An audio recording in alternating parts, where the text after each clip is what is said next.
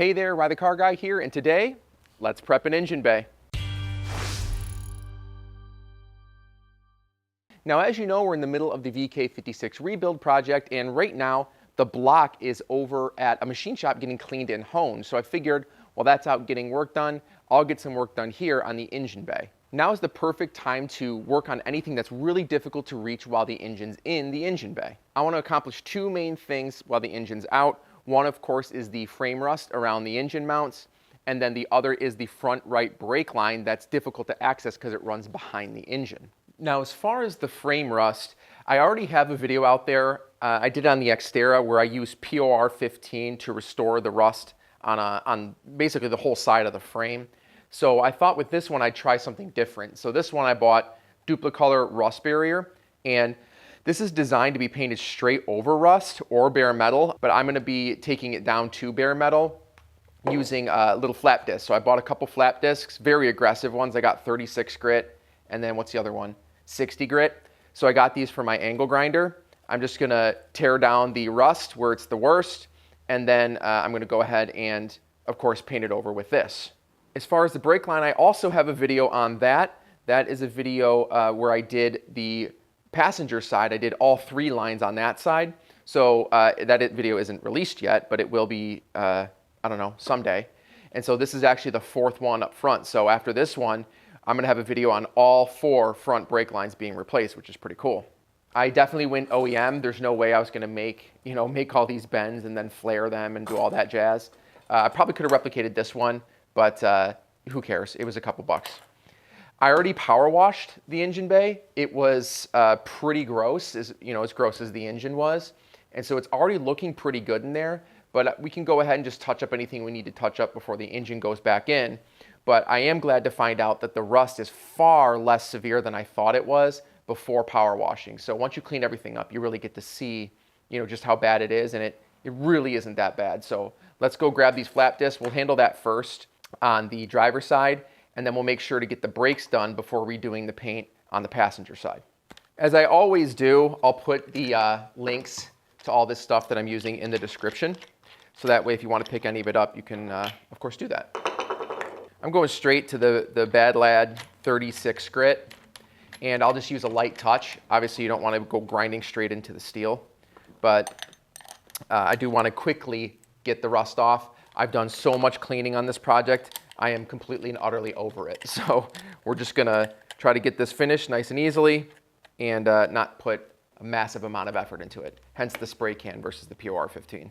I'm just gonna remove the motor mounts. These are 17s, and they're already kind of blown out anyways. I'm gonna replace them. And so why deal with them? Just get them out of the way, and then we can go see how bad the rust is underneath. Get on there, dude. There we go. Awesome. Hey, not too bad, just sand. I'm just gonna quickly snag the other side so that's out. This side looks pretty good though. All right, for these types of jobs, you should really have eye and of course lung protection. And then I'm also gonna do ear protection only because my angle grinder is so freaking loud. But yeah, at a minimum, protect your lungs when you're of course, sanding up rust and dust and garbage. It's just a good practice.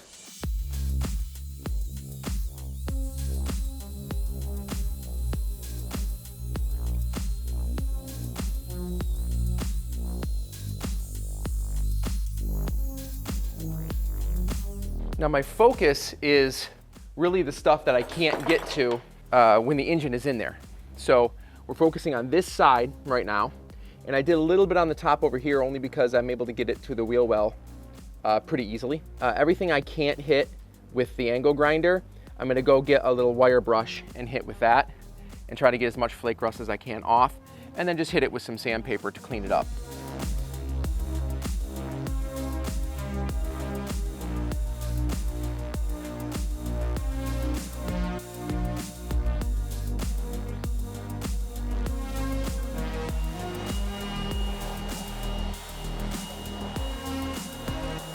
All right, it's looking a lot better already, but a little more touch up with a wire brush, and I'm gonna clean it, of course, as well before I start painting, but all in all, it looks great. The underside of that is actually in pretty excellent condition.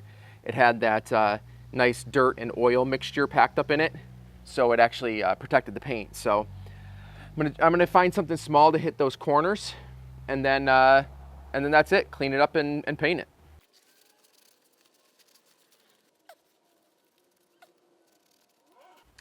All right, I think what we're gonna do now is paint. And so I am gonna avoid hitting the coil bucket, only because, again, that's something I can hit when the engine's back in. Focusing on this side, of course, the engine mount, this side of the frame, and a little bit up here. But this, again, up here, I'm not gonna deal with either until later on.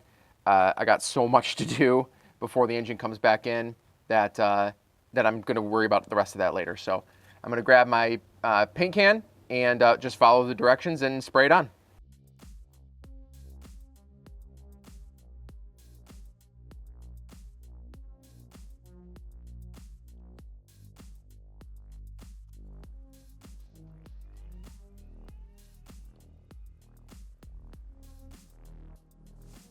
Okay, I am super pumped with how this turned out. I think the paint looks great. I went with a matte finish instead of a gloss, and it looks like new again, right? On the driver's side, there's still, there's some pitting and a little bit of rust that I couldn't entirely get off. So it doesn't look perfectly smooth, but frankly, I don't care. The point is to try to stop the rust in its tracks, keep it from advancing on the frame and especially the motor mounts, and that's about it. I'm not too worried about it because once we get the engine back in, you won't even see it. But now that that's settled and looking pretty great, let's move on to the other side and get this brake line figured out. So moving on to our brake lines. Now, hopefully, like I said earlier, I did all the brake lines on the other side, and that was kind of a huge pain in the butt. This one should be a lot easier, especially since the engine's out, which is why we're doing it now, right? I need to first empty the fluid out of this line, and so I'm gonna do that by grabbing actually a connector that I had for my pneumatic brake bleeder that I am not using today because I don't really want to go get my air compressor out. But I'm going to use this to guide the fluid out of the caliper and into my drain pan. So I'm just going to snap this on here, and I'll show you a picture here in a minute. Snap it on here, loosen it, and then go get as much fluid out of the reservoir as I can with like a turkey baster style, like a little suction dealy. Pull that out, and then push as much fluid out as I can here and let it drain out, so that way when we pull the connections apart, we're not just spilling brake fluid everywhere. In your brake fluid reservoir, there's a little screen. You just slide that out. Should be able to get, a little bit out of the top, not a ton. Let me go get something to put that in. There we go. Little beer glass I'm never going to use again.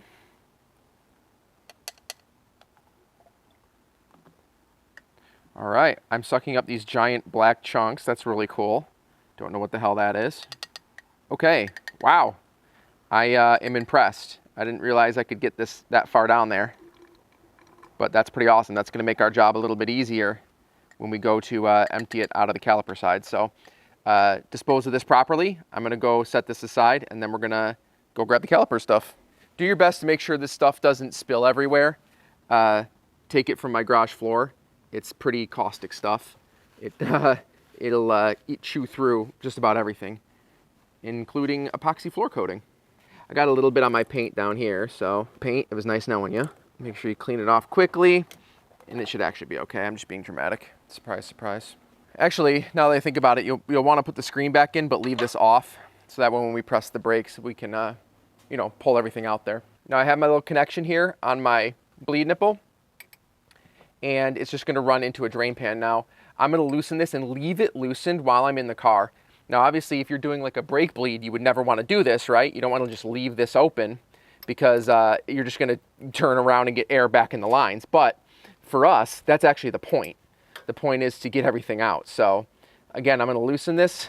Yep, it starts to drip out. And I'm gonna put that connection on. You can actually see it already gravity bleeding. So it's coming down the line here, and I'm gonna go help it out by hitting the brakes, but if you wanted to just let this sit for, a month of Sundays, it should drain everything out just by gravity.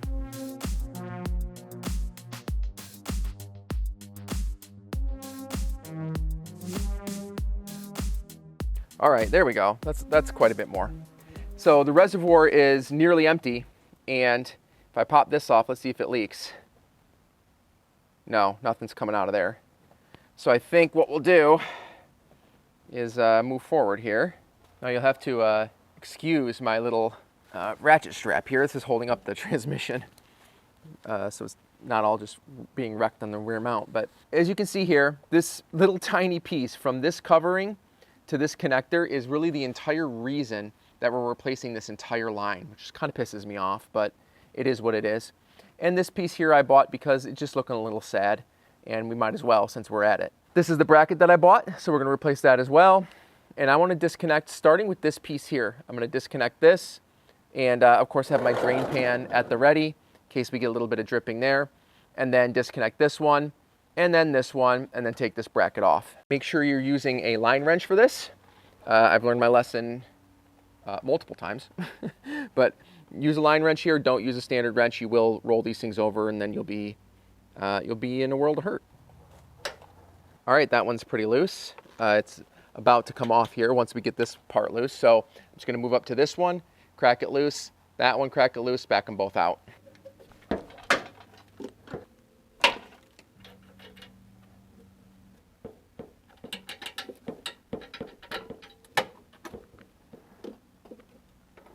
All right, once I had both released, I just pulled them down, basically just forced them over here and let the any fluid that's gonna come out and drip down here straight into my drain pan. But, I mean, it was just a couple drops in both, so I think the drain went pretty well. I took this one off completely, just set it over here. And this one, I don't know if you can tell, but actually just trying to remove it, twisted the entire tube and a bunch of rust broke off. It's super thin, so I think we're doing this just in time. I'm going to try to take this off, this little bolt for the block, this little connector. I actually didn't buy it this time. I felt like I wasted my money on the other side, but we're going to pull it off since the bracket's still attached to the frame, and then we're going to take the bracket off the frame. This bolt will probably break since it broke on the other side here. There it goes. Oh, yep. All right, that broke off. Hopefully the ones in the frame don't break off as well. Very good. All right, bracket off. All right, I took the bracket off. Here it is. This was, it was just stuck on this little post here, and I just kind of pried it off. And so I'm gonna just clean this up and reuse it. And then I would be remiss if I didn't take this opportunity to just give this a light sanding, take the main rust off, and paint it since we're in that sort of painting groove here. Mostly because, everything's out of the way. These hoses sit right here normally, and it'd be a pain to do it with all that on there. So I'm gonna do that, take a break, get that done, and then we'll continue. All right, while that dries, we'll go take the line out, go disconnect it from the other side, pull it out, and then reinstall the new one. And hopefully by that time, this will be dry and we can reinstall the bracket. So forgive me for the very extreme contrast because of the sun, but this line here, it runs up over this, back down, and then of course over to our little distribution block, our little ABS block there. And so I tied off the one side, and I just put like a little plastic in, and basically so it's just not dropping fluid out when we're trying to manipulate it around the engine bay. And I'm just gonna snap it off of a couple of its supports. Let's see here, there we go. There we go, perfect. There's just a couple on the back there. And then once it's snapped off all the supports, we just got to remove it from the block and take it out. It's actually quite easy. There are 2 more clips that need to come off. I'm actually going to put this on here. There we go. There's a clip holding all 4 together down here, and then there's one in the wheel well that again have all 4 clipped together in one clip. It is in the block. It's the one closest to the fender. As you can see, it's the only one I haven't replaced. It doesn't have the nice shiny little connector there. So I'm just gonna pop it off of this one here. There we go. Should come off relatively easily. I guess could be lying here. All right, maybe we'll wait for it to be disconnected. I'm gonna grab my line wrench and we'll just pop that off. All right, we wanna go that way. Again, without our, in this case, without the cowl on, this is quite easy to get to. Awesome. You wanna be abrupt when pulling these off. You don't want to like slowly put pressure on them. because you'll just bend. I'm going to be prepared with some paper towel. Wipe off the surrounding area so you don't get any schmutz back in the hole when it's exposed. And just have paper towel here to catch any errant brake fluid. All right, here we go. Okay, no fluid so far. That's nice. All right, we're out. Ooh, there's a lot of crap in there. Real nice. So there is fluid in the bottom. It's keeping a lot of garbage from getting in there. But let me clip this off here. There we go. I'll try to show you what I'm looking at, but I'm gonna try to get some paper towel and clean up that hole before we put the new one in. No big deal. Let's move on. This here is loose now. Let's see here. Is it moving around? Yeah, perfect. So I'm not exactly sure how we're going to get this all out. I think what I'm gonna do is pull it out from that side first, and then what? I don't know, let's find out. It looks like we'll have to temporarily bring down these hoses here, because it is ran behind those. Let's see if that drips anything out. Nope. Oh, a little bit. Whatever. Bring that out too. There we go. So I was just pushing it up from that side and freeing it up. Looks like, yeah, all right. I'm gonna have to gently bend it here. I suppose for this one it doesn't really matter, right? There. All right. And we're still getting brake fluid everywhere. Cool. Well, I just got brake fluid on my brand new paint. So let me go wipe that off and probably clean it and give it another coat. Yeah, it definitely stripped the new paint away, which is not remotely surprising. But now that that's free, we can concentrate on this side. And that should wrap around. Yeah, it's actually underneath the brake booster. And it goes to, yeah, it goes to the left side. Nice. So that means we won't have to do any really crazy manipulation to get it out. Let's try to bring it up. What if I did this? Yeah, let's bend it out. Okay, perfect. There we go. Damn it. Well, that is most unfortunate because I had to bend the hell out of it to get it out. Not really the end of the world. We'll just have to get very creative. Obviously, our new one is going to be full of brake fluid, right? So we'll have the opportunity to kind of like gently manipulate it around, not have to worry about dropping shit everywhere. So let's get that one and we'll find a way to get it in. Let me try a couple things. So we know it goes under this. So let's start with that. Hopefully you can see all this. And then it goes under this. Oh, under that too. Under that as well. And through that. Oh, jeepers, no way. Did I just get it? All right, hold on. Under here. Gosh, I gotta go look at the video. Was it on this side or this side? I think it was under this, right? All right, hold on. I gotta look at the video. Okay, so it is. It's on the right side of this and then goes under that. That means I want to do something like this. So grab that. Somehow get it under there and then rotate. Yeah, there we go. And then get that to, oh geez. All right, so I have it sort of in there. Yeah, it just needs to come around. Ooh, ooh, ooh, ooh. Hey, no way. Did I just get it? Holy crap. I may have just gotten it. Okay, hold on. We're nearly there. So that side is pretty much in. Now we have to figure out how to get, how to gently get it over top all of this. Pull that off temporarily. There we go. I'm doing that so I can run it behind that stuff without having to bend the heck out of it. We're gonna have to do a little bit of bending, a wee bit of bending here. I think it's unavoidable, frankly. So let me get it moved over as far to the right as I can. There we go. And now we can go bend this a little bit to get it down. Oh, I barely even call that bending. It's like bowing a little bit. All right, it's just about where it needs to be. I'm just working it around this slowly. And now it looks like it's caught on that. There we go. Oh, wow. I think that's it. This was 15 times easier than the driver's side. At least 15. I am feeling grateful today. Let's get it plugged in. All right, before I snap everything into place, I'm gonna get the threads in here, sort of sit. Actually, you know what? I will on the one on the back. There we go. Make sure that sits all the way down. And screw it in. Get your line wrench, cinch it down.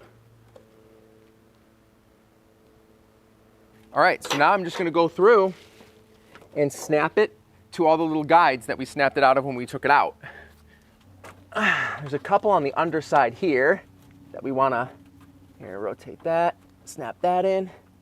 Did that go in? There it goes. Nice, nice. There's one, another one right here. That one will go that. All right, perfect. Last one is right behind this. Hopefully you can see it right there. Snap that in. Awesome. And now it's located exactly where it needs to be. Very thrilling. I'm gonna go get the bracket and connector here and my new hose and just connect them all together.